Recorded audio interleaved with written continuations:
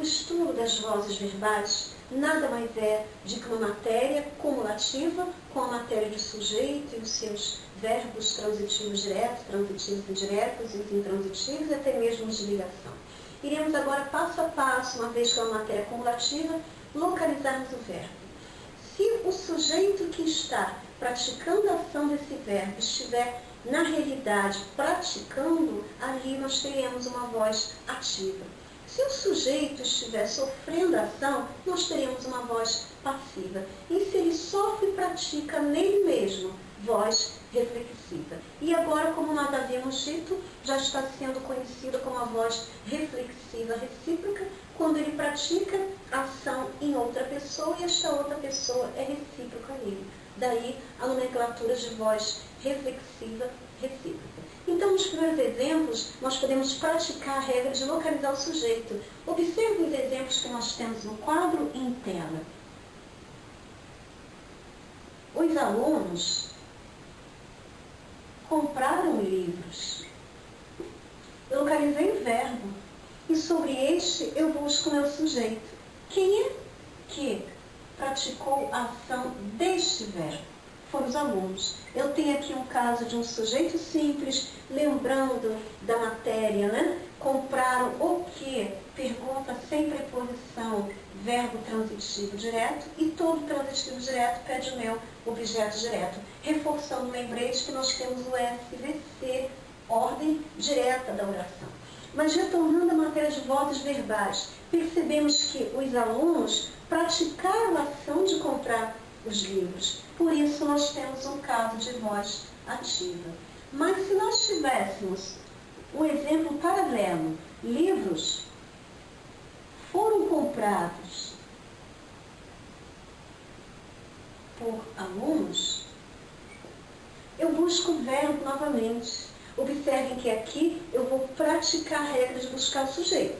Novamente, se o sujeito estiver sofrendo ação, está na voz passiva. E se o sujeito for o mesmo dos dois verbos, eu tenho o caso de locução verbal. Observem.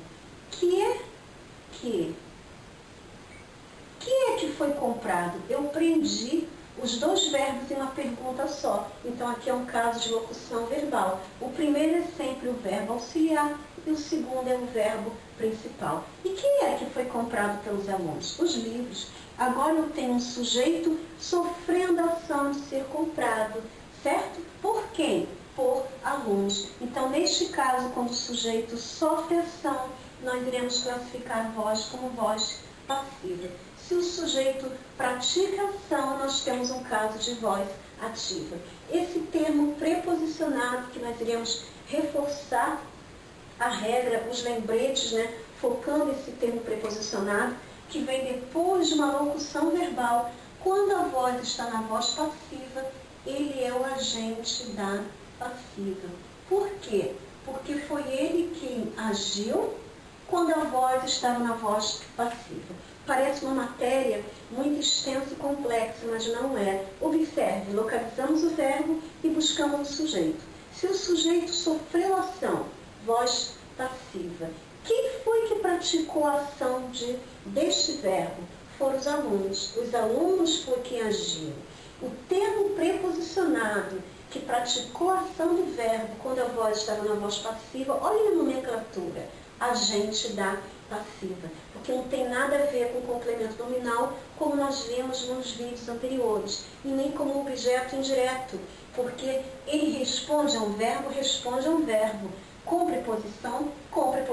A diferença é que nós temos uma voz passiva. Voz passiva e o termo preposicionado, ainda que esteja respondendo um verbo, mas foram eles quem agiram, e aqui nós teremos um agente da passiva. Então nós temos um exemplo, né, clássico de voz ativa, um outro exemplo de voz passiva, e supondo que os colegas tivessem, os alunos feriram-se.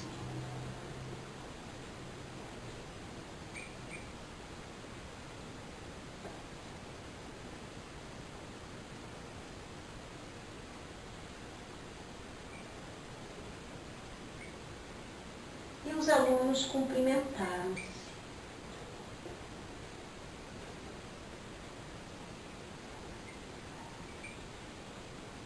terceiro exemplo, Marta penteava-se para sair.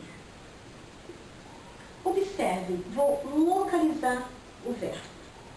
Quem é que penteava-se? Marta. Marta é o nosso sujeito simples, praticou a ação, só que ela praticou a ação nela mesma, porque eu vou interpretar a oração. A oração me diz que tem alguém praticando a ação nela mesma. Nós temos um caso de voz reflexiva. Quando o sujeito pratica a ação nele mesmo, voz reflexiva. Ultimamente, algumas bancas já utilizam também uma determinada voz reflexiva recíproca, ou seja, ela se subdivide quando nós conseguimos ver que o sujeito praticou a ação sim em outra pessoa. Só que nesse mesmo momento essa outra pessoa também foi recíproca a ele. Observe, quem é que cumprimentou alguém? Foram os alunos. Sujeito simples. Os alunos cumprimentaram e também eles foram cumprimentados. Por isso aqui é uma voz reflexiva recíproca. Como nós temos também o terceiro exemplo, os alunos feriram-se. O terceiro exemplo, no que diz respeito às vozes reflexivas, né? Quem é que feriu-se? Os alunos. Sujeito simples. Eles feriram eles mesmos? Não, eles feriram uns aos outros. Por isso também é um caso de voz reflexiva. Então, puramente quanto à classificação da voz, inicialmente, nós iremos ver sujeito praticando ação, voz ativa. Sujeito sofrendo ação, locução verbal, o principal está no particípio e o auxiliar é o verbo ser. O termo preposicionado que veio depois da locução verbal e foi ele quem praticou a ação está na voz passiva, passiva analítica, nós iremos reforçar daqui a pouco porque que é analítica e não sintética, e esse termo preposicionado, como nós vimos, ele é o agente da passiva. E a terceira classificação, onde se subdivide em voz reflexiva, quando o sujeito pratica ação nele mesmo, e reflexiva recíproca, quando ele pratica ação e alguém é recíproco a ele. Então aqui nós vemos puramente a classificação das vozes. Observe que nós comentamos agora que existem então duas formas, duas vozes passivas. Uma é voz passiva analítica quando eu sei, porque eu tenho um caso de uma locução verbal. O sujeito sofreu ação, seguido de uma locução verbal ou deslocado. Mas se tem uma locução verbal e o sujeito sofrendo ação, eu tenho um caso de voz passiva analítica. Agora, observe exemplos clássicos, questões certas que aparecem em prova, dessa vez com a partícula ser. Nós vamos montar um esqueleto que não irá deixar-nos errar nunca mais esse tipo de questão. Observe, compram-se livros.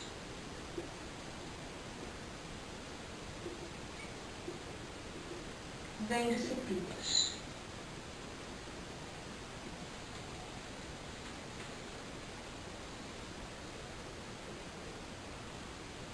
Aluga-se apartamentos.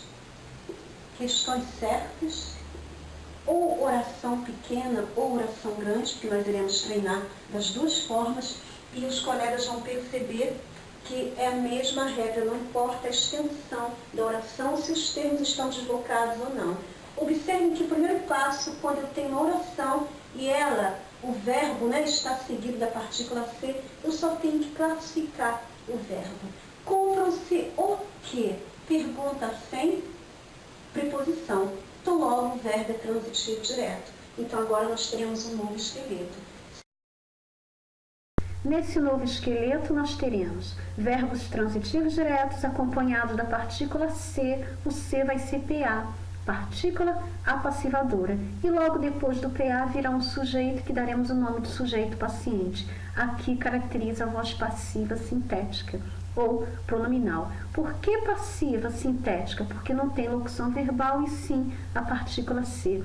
Mas os verbos transitivos indiretos, intransitivos e os de ligação, acompanhados da partícula ser, o ser será pis, pronome indeterminante do sujeito. Aqui nós teremos uma voz ativa e por isso há um caso de sujeito indeterminado, o verbo é obrigado a permanecer na terceira pessoa do singular e a voz estará na voz ativa. Então, assim teremos como exposto. Se o verbo for transitivo direto, a partícula C será a partícula apassivadora. Daí a voz será classificada como voz passiva, sintética ou pronominal. Por que sintética ou pronominal? Porque é a partícula C seguida de um verbo transitivo direto. Agora, se nós não tivermos um transitivo direto, se os verbos forem, como nós havíamos dito, transitivos indiretos, intransitivos aos verbos de ligação, a partícula C será pronome indeterminante do sujeito, o PIS, e a voz estará na voz ativa. Influência desta matéria e concordância verbal, com certeza, uma vez que quando o verbo for transitivo direto, a partícula C será PA. Depois do PA, da partícula apassivadora, virá um sujeito que damos o nome de um sujeito paciente. Observe que se o sujeito estiver no plural, o verbo terá de ir para o plural. Então, aqui nós temos casos de incidência em provas, uma vez que no dia a dia nós vimos e nós consultamos diversas placas que trazem assim: vende-se pipas. Eu vou sobre o verbo e classificá-lo, porque eu vi uma partícula C. Aqui eu já não vou mais buscar o meu sujeito. Basta surgir uma partícula C, eu classifico o verbo. Vende-se o quê? Pergunta sem preposição, verbo transitivo direto. Eu enquadro o meu esqueleto. Depois do verbo transitivo direto, o C vai ser PA, partícula apassivadora. Logo após o PA virá um sujeito paciente. Se o sujeito estiver no plural, o verbo obrigatoriamente deve ir para o plural. Erro de concordância verbal, porque deveria ser vendem-se pipas e não vende-se pipas. Ainda que exista apenas uma pessoa vendendo pipas, mas essa uma pessoa não está na oração. Por isso que o sujeito não é uma pessoa. O sujeito é pipas, aquele termo que veio logo após da partícula C. Se esse termo, meu sujeito, ele está no plural, o verbo deverá ir para o plural. Neste mesmo exemplo, neste próximo exemplo, melhor dizendo, dessa mesma matéria, observe, aluga-se apartamentos. Aluga-se o quê? Pergunta sem preposição, verbo transitivo direto, o C só pode ser PA, partícula apassivadora. Depois do PA, o que virá? Sujeito paciente. Se o meu sujeito está no plural, o verbo deverá ir para o plural, concordando com o meu sujeito paciente. Então, não é aluga-se apartamentos, é alugam-se apartamentos. Aqui nós temos casos de voz passiva sintética, porque o verbo é transitivo direto, acompanhado da partícula C. Nos outros exemplos anteriores, nós temos um caso de voz passiva analítica, uma vez que nós estávamos diante de uma locução verbal e com o sujeito sofrendo ação. Voz passiva analítica ou verbal, há a presença de uma locução verbal. Voz passiva sintética não há locução verbal, mas sim uma partícula C seguindo um verbo transitivo direto. Nesse próximo esqueleto, verbos transitivos, indiretos, intransitivos e de ligação. Se eles forem seguidos da partícula C, como havíamos dito, a voz está na voz ativa e há uma presença do PIS, pronome determinante do sujeito. Aqui nós iremos aprender as 3 regras que daqui a pouco os colegas terão em tela. Nós teremos um caso de voz ativa, o sujeito é sujeito indeterminado, os primeiros vídeos que estudamos juntos, e o verbo ele é obrigado a permanecer na terceira pessoa do singular.